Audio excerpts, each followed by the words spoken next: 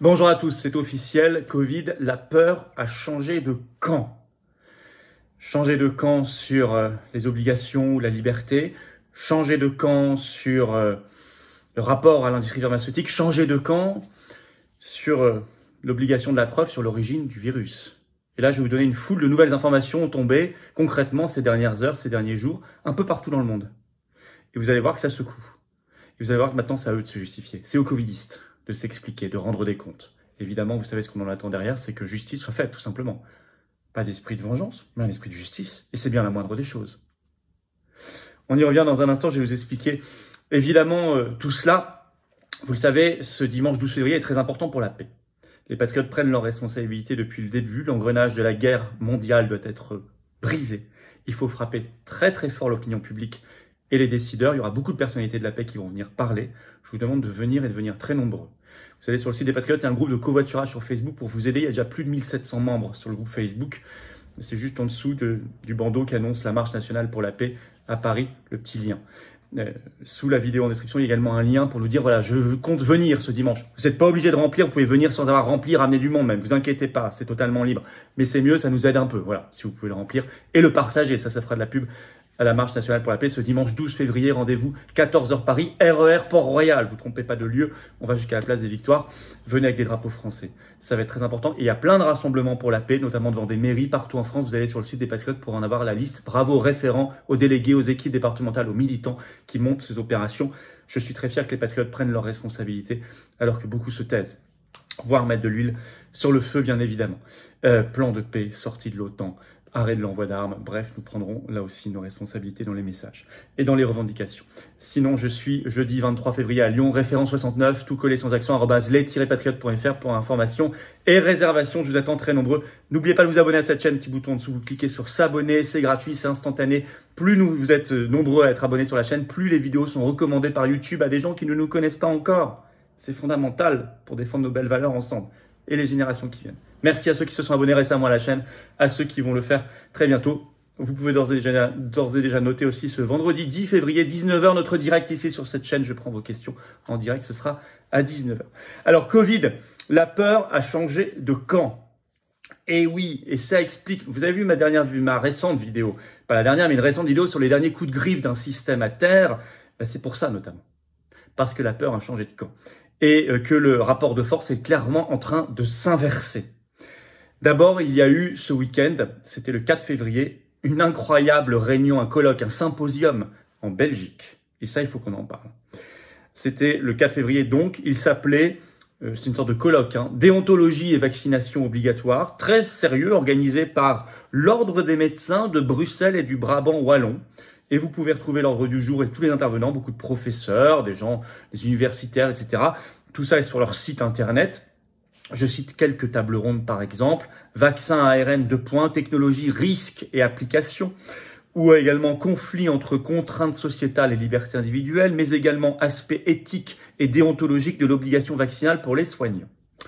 Et vous avez un site spécialisé qui s'appelle lespecialiste.be, donc site belge, qui le 6 février en a fait un compte rendu. C'est un site spécialisé sur l'actualité des médecins spécialistes. Bon. Et qui dit que plus de 500 personnes ont participé, donc un gros succès. Et je cite ce qui est écrit sur ce site, comme compte rendu. L'ordre des médecins de Bruxelles et du Brabant wallon. Donc l'ordre considère que cette obligation vaccinale est un pas trop loin.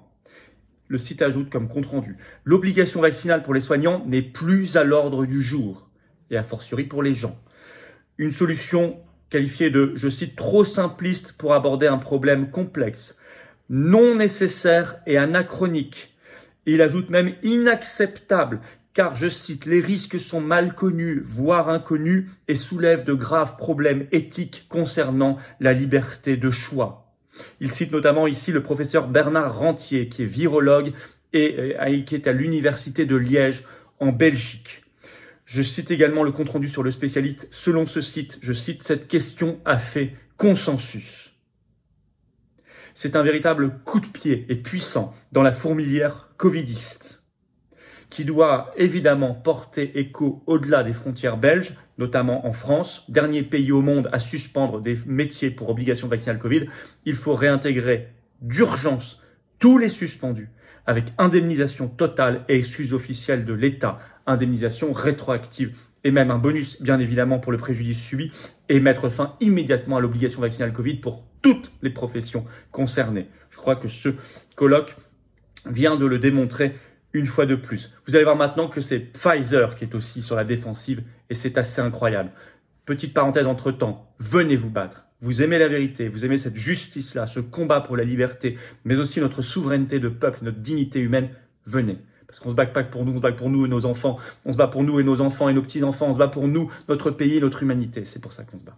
Mais je vous attends pour toutes ces belles valeurs. Et ce ne sera pas tout seul, hein. On a toute l'oligarchie contre nous, on n'a pas eu 1 euro de financement public, pas d'aide des banques, rien, mais on fait. Et on fait, et on fait, et on fait. Je vous attends. Vous pouvez adhérer ou reprendre votre adhésion annuelle, c'est à plus d'1 an, pensez-y. C'est le même lien, c'est le premier lien sous la vidéo en description. C'est un lien que j'ai mis également en commentaire épinglé et dans les dernières secondes de la vidéo en cliquant sur votre écran. Mais maintenant aussi, sur une petite fiche, vous pouvez cliquer, vous aurez cette carte orange d'adhérent. Vous pouvez également faire un don de soutien en Patriote, c'est le deuxième lien sous la vidéo en description. Oui, c'est un don qui est défiscalisé aux 2 tiers de vos impôts, comme l'adhésion et la réadhésion. Aux 2 tiers, ça permet de financer nos actions. Sinon, on ne peut pas le faire. Et puis les tracts, les affiches, tout ça. Ben oui, c'est comme ça. Et les manifs, et les élections, on peut être présent, etc. Bref, bravo aux donateurs, aux réadhérents, bienvenue aux nouveaux adhérents patriotes. Je reprends Pfizer aussi sur la défensive. Oui, suite aux actions révélations du Projet Veritas aux États-Unis, je vous en ai parlé dans des récentes vidéos, allez voir. Ce Projet Veritas a publié sur son compte Twitter ce 6 février, c'est toujours en ligne bien sûr, je l'ai partagé, une lettre interne de Pfizer envoyée à tous ses employés et qui les appelle à faire attention à Projet Veritas et notamment à tout ce qu'il pourrait dire à des inconnus, y compris dans leurs relations privées et sociales. L'intrusion. Et pour rappel, Pfizer redit qu'ils n'ont pas le droit de parler à la presse et aux journalistes, qu'il n'y a que quelques porte-paroles clairement désignés qui ont ce droit. Par ailleurs, il parle des vidéos de Projet Veritas en disant que ce sont des vidéos manipulées. J'aimerais bien savoir, ah bon, qu'est-ce que ça veut dire? Elles sont coupées, oui, d'accord, parce qu'elles durent probablement très longtemps. Enfin, les mots sont les mots, les scènes sont les scènes. Donc tout ça, c'est une manipulation de dire que ce sont des vidéos manipulées. Et par ailleurs, dans cette lettre, c'est très important, Pfizer confirme que le docteur Jordan Walker, qui était la personne qui apparaissait dans la vidéo, ce cadre de Pfizer qui fait des révélations, bosse bien chez eux. Merci pour la confirmation. Tout ça doit nous amener à renforcer la pression. Évidemment, de manière toujours évidemment pacifique, hein, très clairement, mais pour obtenir la vérité et la justice. Troisièmement, là on en est peut-être au tout début, mais il y a une pression maintenant sur le narratif même de ce virus et son origine. Et là, écoutez-moi bien. Alors évidemment, nous sommes dans un contexte de guerre qui ne vous a pas échappé en Ukraine, donc il faut avoir tout le recul nécessaire sur ce genre d'informations. Mais ce que je vais vous dire ici n'est pas totalement nouveau, et ça mérite donc d'être creusé. C'est maintenant précisé. Et on peut se dire aussi que le contexte de guerre, certes, doit nous amener à prendre du recul sur ce qui est dit, mais en même temps, peut nous laisser penser que des partis, des pays commencent à balancer des choses. Ah oui, parce que c'est la guerre. Alors, France Info en fait un compte-rendu le 5 février, je cite le titre. « L'armée russe considère qu'il existe de forts soupçons sur l'implication des États-Unis dans l'émergence de la pandémie de Covid-19. » En effet, France Info rapporte une information, c'est en ligne tout ça, suite à une conférence de presse d'un général russe Igor Kirillov, qui n'est pas n'importe qui, c'est le commandant des forces de défense radiologiques, biologiques et chimiques en Russie. Et c'est une conférence de presse qui a été organisée très officiellement par le ministère russe de la Défense. Il est venu présenter son rapport sur l'origine du Covid. Et notamment, il évoque les travaux américains sur les gains de fonction. Et ça, je vais vous lire un extrait de France Info. Je cite.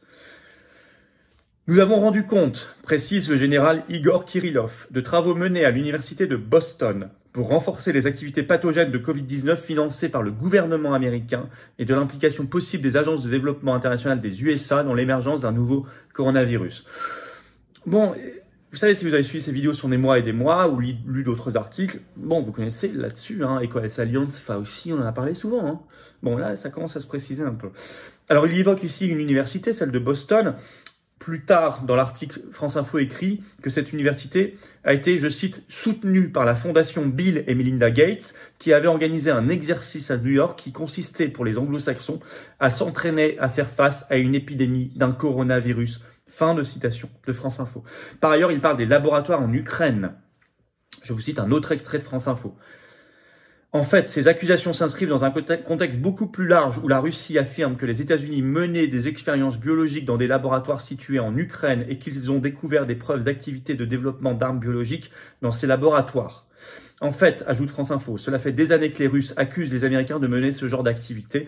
Les USA ont toujours nié. Il y avait effectivement des laboratoires en Ukraine qui collaboraient avec les institutions américaines, mais il s'agissait de programmes de lutte contre les agents pathogènes, comme il y en a dans de nombreux pays. Ça, c'est ce qu'ajoute France Info. Ça mérite quand même d'être sérieusement vérifié. Voilà. En tout cas, vous voyez que maintenant, en conclusion, les covidistes sont sur la défensive. Eh ben oui. Eh ben oui. Inversion du rapport de force. Il faut donc renforcer l'offensive. C'est le moment, évidemment, vous le savez très bien. C'est le moment où on doit exiger qu'ils s'expliquent, qu'ils se justifient, qu'ils rendent des comptes et que, le cas échéant, ils payent pour ce qu'ils ont fait. Aux États-Unis, dans le monde et en France. Et les institutions européennes, bien évidemment. Je reviens sur quelque chose de très concret. Je rappelle, vu ce qu'on a su du colloque bruxellois, si c'était nécessaire, stop à toute obligation vaccinale en France et réintégration immédiate de tous les suspendus. On ne lâchera jamais le combat jusqu'au dernier suspendu réintégré dans des conditions humaines et dignes. Voilà ce que je voulais vous dire. Je vous attends ce dimanche 12 février, 14h, Paris, RER, Port-Royal. La marche nationale pour la paix, ça va être énorme. Faites venir du monde. Petit formulaire en dessous, vous pouvez le remplir pour nous aider à organiser, aider les bénévoles qui organisent, que je remercie. C'est pas obligatoire de le remplir, je vous le rappelle, vous pouvez venir, bien sûr. Dans tous les cas, on vient avec la paix, on vient avec le drapeau français, la sortie de l'OTAN, la sortie de l'UE. Bref, un plan de paix. Et des rassemblements partout en France et sur le site des Patriotes. Bravo à ceux qui organisent parmi les référents tout cela dans nos départements, bien évidemment. Je vous attends sur cette chaîne, abonnez-vous, petit bouton en dessous, vous cliquez sur s'abonner, c'est instantané, c'est gratuit, hop, c'est fait, ça dure un dixième de seconde. Merci, prenez ce petit temps nécessaire pour vous abonner à la chaîne. Dès qu'on sera à 500 000 abonnés, et on y arrive, on fera un événement en direct ensemble, grandiose. Je vous attends, Patriotes, voilà, je vous attends. Vous pouvez adhérer ou reprendre votre adhésion annuelle, c'est le même lien, je vous l'ai dit, c'est le premier sous la vidéo en description. Le deuxième lien sous la vidéo en description, c'est pour faire un don de soutien aux Patriotes. Tout ça est défiscalisé aux 2 tiers pour vous. Bilan fiscaux remis à 0 pour vous, hein, depuis le 1er janvier 2023, pour nous tous. Profitons-en, profitez-en.